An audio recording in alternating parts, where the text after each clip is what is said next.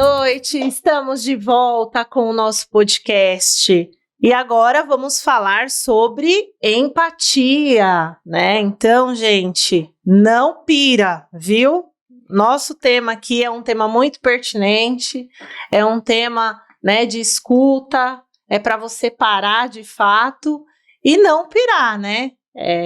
Participar aqui com a gente. E não menos importante, deixe o seu like, compartilhe esse podcast com outras pessoas e deixe os seus comentários, que isso vai ajudar a nossa página. E venha ver com a gente o que é empatia. Fabiana, o que seria essa tal de empatia? Porque hoje está muito na moda e eu adoro quando as pessoas falam, você tem que ser mais empático. Eu adoro, eu acho muito lindo. Mas fala pra gente, o que seria essa habilidade social de empatia? Gente, como nós estamos no nosso segundo episódio, eu preciso me apresentar de novo, tá? Eu sou a Fabiana Dias, psicóloga. E eu sou o Wanderson Luiz. Também está na área da psicologia, tá, gente? Daqui a pouquinho aí ele já está aí exercendo a profissão, viu? Então, estamos aqui na mesma sintonia. Então, falando sobre empatia, né? Quando a gente fala sobre a empatia não é colocar-se no lugar do outro, porque eu não consigo entrar dentro do outro e sentir aquilo que o outro sente. A empatia é você compreender o outro. Eu não vou sentir a sua dor, eu não vou, muitas vezes, naquele momento, entender a veracidade daquilo que você está sentindo, mas eu vou me posicionar no sentido de te acolher. Então, a empatia é você se posicionar no sentido de acolhimento, de você entender que eu não vou jamais conseguir mensurar o tamanho da sua dor, porque a sua dor é única, mas eu estou aqui. Então, eu não posso achar que a sua dor é menor ou é maior. É a sua dor, e eu vou respeitar. Então, quando a gente fala de empatia, é isso, é ter este respeito, este acolhimento. E, às vezes, é praticar de fato a escuta. Às vezes, o outro deseja que você pare e fique ali, só observando, ouvindo, escutando aquilo que para aquela pessoa naquela hora é uma dor. E a empatia, ela entra nesse contexto.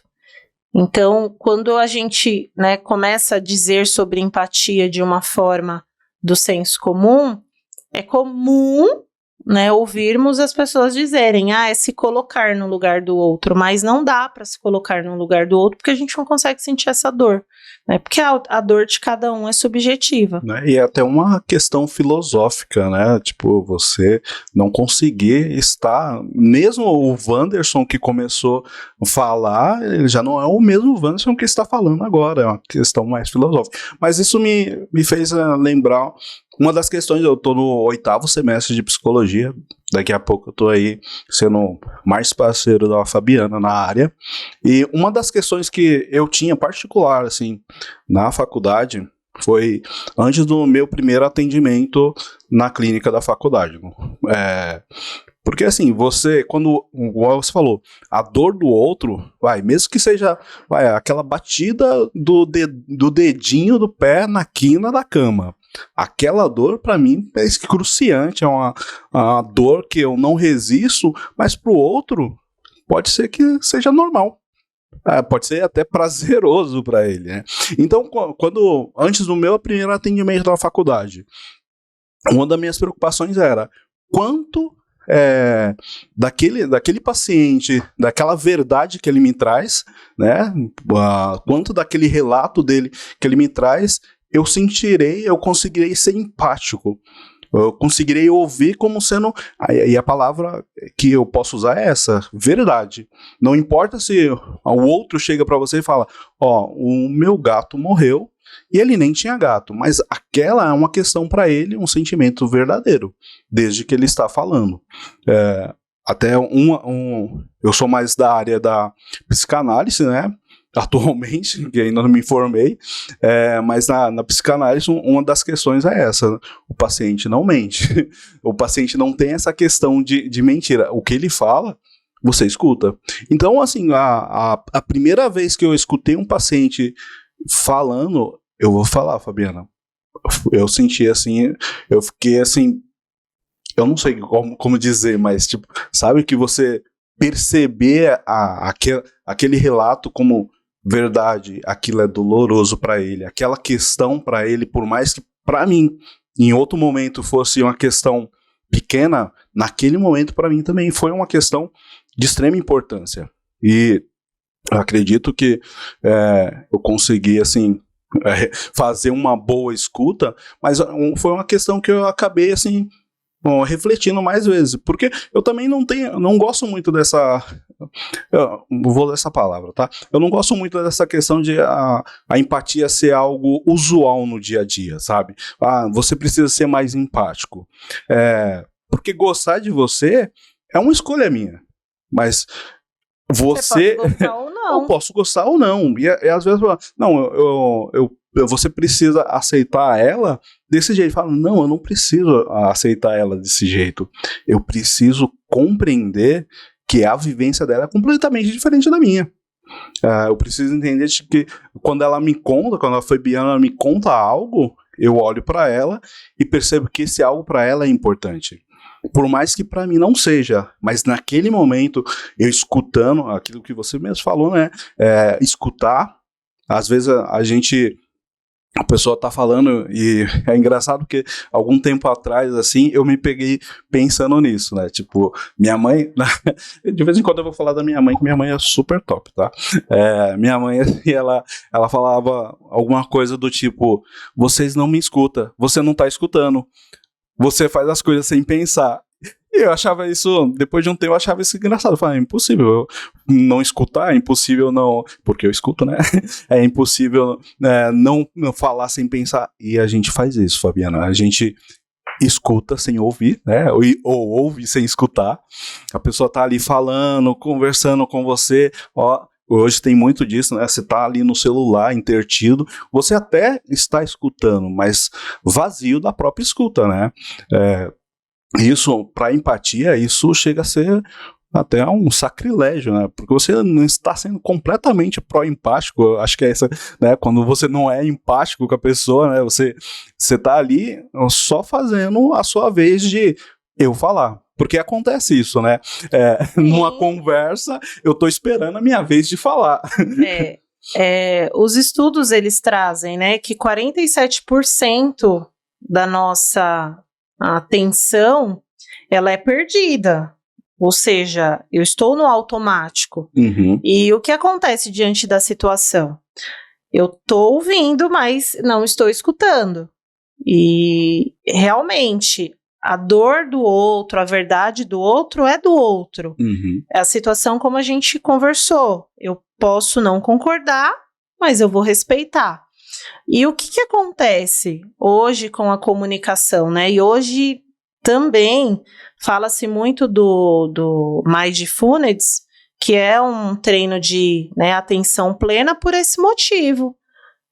Para que você aprenda, que é quando a gente fala sobre essas questões de habilidades sociais, para que você aprenda a viver o presente, o aqui e o agora. Aprenda a ouvir ou a escutar essa pessoa que está aqui na frente, ou seja, você não está aqui de corpo e de cabeça em outro lugar, não, você está de corpo, e aí você aprende dentro do Mindfulness a exercer isso, essa situação de estar presente naquilo que você está fazendo, ou se você está comunicando a alguém, prestar atenção na sua comunicação, porque a gente tem bastante vício de linguagem, então a gente sai falando um monte de coisa, depois a gente para olhar e fala, nossa, falei isso, nem percebi. Sim, porque a maioria das nossas ações são automáticas, mas nesse contexto, quando a gente observa nessa atenção plena, no momento presente, eu me olho, me observo, eu vou treinando isso, e quando eu treino isso comigo,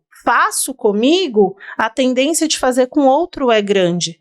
Por quê? Porque eu estou aprendendo primeiro comigo e eu vou levar para o outro aquilo que eu aprendi. Assim como a criança aprende ouvindo, vendo.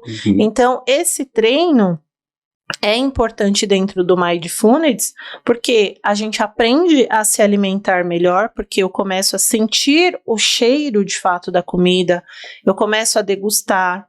Tem outros treinos também que você relaxa, e ali naquele momento que você está relaxando, você para ouvir a sua respiração, ou seja, eu começo de fato a ouvir, eu começo a escutar. E ali eu estou no momento presente, ou eu preciso ter foco e atenção numa determinada situação, então eu começo a mexer o meu corpo, na hora que eu mexo o meu corpo, eu também começo a ter atenção naquilo que eu estou fazendo. Então o Mindfulness, ele traz hoje esse contexto como um treino, como uma habilidade, para que a gente saia um pouco desse mundo, dessa confusão que a gente entrou aí, de estar aqui, pega o celular e perde a atenção sobre aquilo que a gente está fazendo. Um grande exemplo, né, é o nosso amigo Rael, que está ali do outro lado do computador, que ali ele está no celular e está com uma atenção em outro lugar também. Então, o foco dele vai se dispersar e ele não vai conseguir ter atenção em nenhuma das coisas que ele está fazendo. Então, a probabilidade de ele não fazer nada é muito grande. Talvez ele tenha 4 coisas para fazer e ele quer fazer as 4 ao mesmo tempo. Só que como a atenção está dividida, ele não vai conseguir, de fato, fazer aquilo que ele precisa das 4 coisas. Ele pode fazer no automático, porque ele já acostumou, aprendeu a fazer daquela maneira, então o negócio está indo no automático. Mas a atenção plena para aquilo que ele está fazendo não vai ter. Uhum. Então, quando a gente fala da empatia, sobre para com o outro, é justamente isso. Será que de fato eu estou entendendo a comunicação, o que o outro está querendo me dizer? Ou eu estou entendendo aquilo que eu quero? Quando fala-se na clínica sobre verdade ou não, nosso cérebro ele não entende real do imaginário. A pessoa ela pode trazer um mundo fantasioso que traz uma dor intensa para ela. Uhum. E para ela é uma dor, eu preciso respeitar aquilo. Mesmo que um familiar diga, não, mas isso não acontece, isso que ela está dizendo ou ele está dizendo não é real. Mas para aquela pessoa existe uma dor, ela entende aquilo como uma realidade, como uma verdade. E eu vou respeitar, eu vou acolher.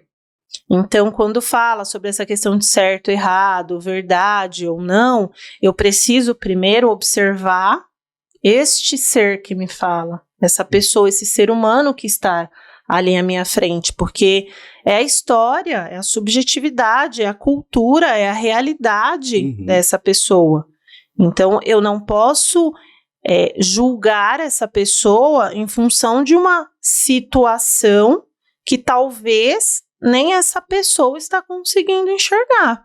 Por isso que a psicoterapia faz isso. Façam psicoterapia, gente. A psicoterapia, ela te auxilia, ela te desenvolve, ela te leva para um autoconhecimento que entra muitas vezes nesse tipo de caminho. A pessoa está enxergando um viés de que aquilo é verdade para ela, só que ela está sofrendo. Com o passar do tempo, se ela pode ser treinada, e com o passar do tempo ela entende que aquilo não é aquilo, ela vai melhorando a situação e vai caminhando mais para uma satisfação, mais para um bem-estar. Então, é muito difícil falar, primeiro porque o ser humano por si só ele já é complexo. Então, quando a gente fala sobre verdades, quando a gente fala sobre ponto de vista, quando a gente fala sobre ciência, quando a gente fala que a ciência ela não é única, que ela não é universal, é porque a cada momento está acontecendo uma coisa diferente e a cada hora que acontece uma coisa ou momento que acontece algo diferente, eu preciso entender, eu preciso compreender o porquê que isso está acontecendo. A gente teve aí a pandemia, foi-se estudado a partir daquele momento sobre aquela população com aqueles dados. Daria para estudar com aquela gripe que se teve, a gripe espanhola lá atrás, poderia usar dados de lá para entender algo que aconteceu aqui, mas é igual? Não, são situações diferentes. Então, a partir desse momento, é um outro tipo de ação, outro tipo de situação. Então, eu preciso aprender, em primeiro lugar, a me escutar. Porque muitas vezes a gente não para se escutar. Eu primeiro pratico a empatia para comigo, porque às vezes não é isso que eu faço comigo. Como eu vou conseguir fazer com outro algo que eu não sei, que eu não aprendi? Eu não vou conseguir exercer isso com outro. Então, primeiro eu preciso entender comigo, e aí, a partir de então, eu vou exercendo com o outro. Quando a gente fala justamente da comunicação, é por isso, gente, é buscar a comunicação coerente, assertiva, para que a gente não entre nessa situação de ficar toda hora culpando ou julgando, apesar que a gente aprende isso o tempo inteiro, né? A julgar e a culpar. Como você trouxe o relato da tua mãe, sua mãe falava, vocês não estão me escutando, estão me escutando. Mas porque, de fato, para ela, realmente, o que era a necessidade dela não estava sendo né, ali exercido a escuta. Porque senão ela tinha dito, olha, realmente vocês pararam para me ouvir, ou você parou para me ouvir. É difícil praticar empatia, é difícil se posicionar conosco e com o outro. Porque esse exercício, que é um exercício que o Mindfulness ensina muito, que é essa atenção plena, a gente não consegue fazer quando a gente está na frente de um computador estudando. Se a gente ficar meia hora ali, a gente já começa a dispersar a atenção e vai para outro lugar. Por isso que a gente tá com um nível aí altíssimo de pessoas com ansiedade. E infelizmente, né, é uma realidade e os números mostram isso, né? Essa situação da gente não conseguir ser empático com a gente mesmo. A Fabiana sempre trazendo os dados mais científicos e eu sempre trazendo, tipo... do dia a dia. Algo que a gente vai descobrir no futuro o que é. Mas, Fabiana, você trouxe uma questão que, até pelo o tempo que eu frequentei a igreja, assim, vamos dizer, é uma coisa que hoje eu trago pro meu ambiente de pensar acadêmico, né? Que você falou da questão de como eu lido com essa questão comigo. Então, vamos pegar um exemplo da religião. Às vezes as pessoas dizem, você tem que amar o outro como a ti mesmo, né? E entra essa questão mais acadêmica, mas como você está se amando, né? Como você se escuta? Às vezes eu trato a outra pessoa exatamente do jeito que eu me trato. Eu não consigo nem mentir para outra pessoa porque eu me trato desatento, né? Igual você sempre fala do sono, eu não tenho uma rotina de sono adequado, não tenho uma alimentação adequada, e eu não consigo cobrar isso do outro, eu cobro do outro diferente do que eu cobro de mim, né? Então, assim, se começa com a gente, se começa comigo, eu preciso realmente, assim, me ver como eu estou me cuidando, como eu estou me amando, como eu estou fazendo as coisas para comigo, que aí sim eu posso virar para o outro e tentar imaginar, né, tentar fazer um exercício de pensar a realidade do outro, porque ele pode estar realmente, às vezes a gente pega assim e fala, não, eu tô tendo uma dificuldade, e você falou da pandemia, e uma das coisas que eu observo entre aspas, pós-pandemia, é as questões de relacionamento, assim, amoroso. Tem muito essa questão da falta de empatia. O outro não me escuta, mas quanto eu me escuto, ou quanto eu faço esse exercício de escutar o outro, né? O outro não me ama igual eu amo ele. E quanto eu me faço esse exercício de amar o outro, de trocar esse afeto, né? Então, essa questão, eu acho que dá pra gente trazer, assim, para a questão da empatia, né? Como eu me vejo nas situações, eu mesmo, né?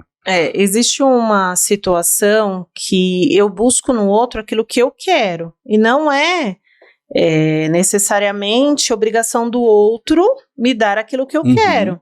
Então, é uma expectativa que eu crio. Eu quero isso, isso e isso daquela pessoa.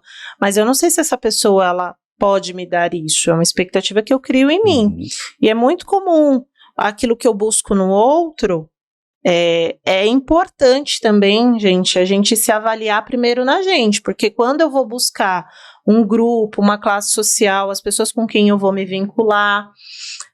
Eu busco no outro aquilo que eu gosto, eu busco no outro aquilo que eu tenho. Então, o meu reflexo vai bater lá. Por isso que a gente diz sobre o espelho, né? Eu sou o reflexo daquilo que eu estou buscando no outro.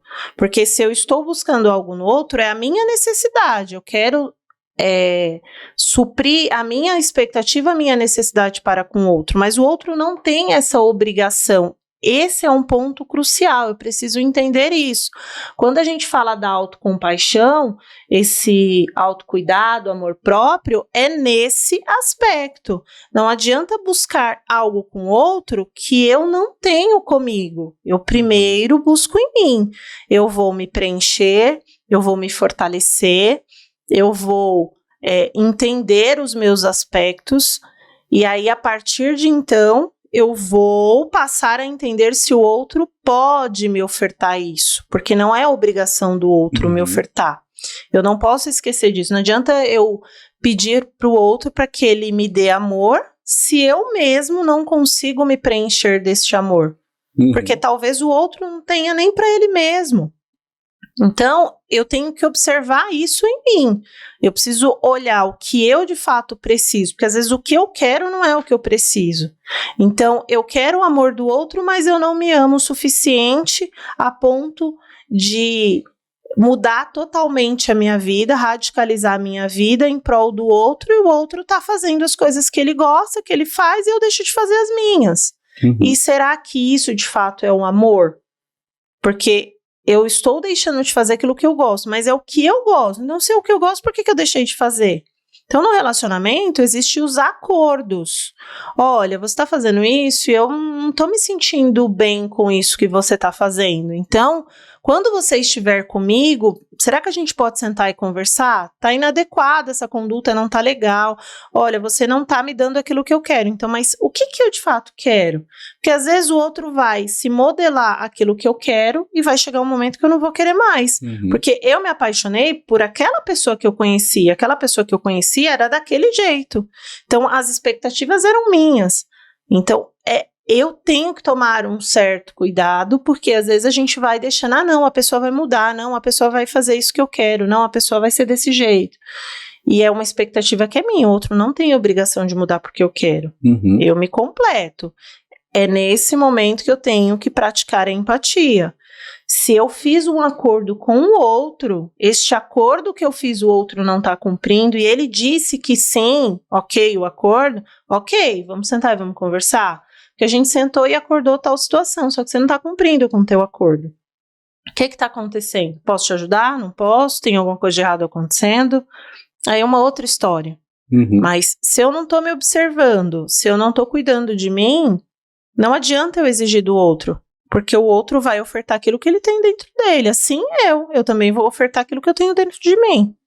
Tá, aí abre uma questão que eu acho que eu vou retomar rapidamente aqui, que é essa questão, que às vezes vocês estão aí na casa de vocês, aí no ambiente de vocês, vendo um estudante de psicologia, uma psicóloga formada conversando, e parece que para nós já tá tudo resolvido, né? Claro que não. Não está tudo resolvido. Aliás, tipo, nós, da mesma forma que a gente fala para vocês, procura terapia, a gente também deve procurar terapia e procuramos terapia.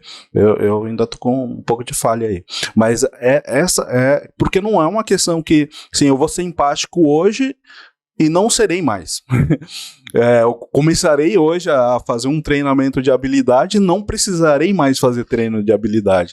Na verdade, é como as questões de ciência, as questões da própria ciência, né? O que funcionou hoje muito bem, tá maravilha, talvez não vai funcionar amanhã. Então a gente sempre observar, se hoje eu fiz um acordo, né, num relacionamento, seja ele afetivo ou não, eu fiz um acordo, esse acordo não é vitalício. O que está aparecendo até nessa questão de relacionamento amoroso é que os acordos são vitalícios, são eternos. Não, os acordos não são eternos. Então, mas depende, porque, exemplo, quando você fala de um relacionamento, você tem que ser claro para o outro qual que é a tua perspectiva dentro da relação. Quando você fala de uma palavra namoro, você tem que dizer, estamos namorando, eu e você, você e eu, ou é uma relação aberta? Mas mesmo o namoro, ele não vai poder ser eterno. Não. E mesmo, vamos pegar uma questão até maior, assim, tipo um matrimônio. Ele terá um início do matrimônio que estará dentro de não vamos dizer assim, tipo, tudo normal, ele vai ter a evolução natural. Então, assim, sempre os acordos, eles vão ter que ser novamente revisto, aquilo que você falou, tipo, você falou que ia funcionar, mas perceba que não está funcionando. Não abandonar esse acordo. Falar, não, tipo, vou abandonar tudo porque o acordo foi quebrado. Não, o acordo foi quebrado, mas será que ele foi quebrado só de um lado? Ou ele foi quebrado ao longo do tempo? Ou, na verdade, nem teve acordo.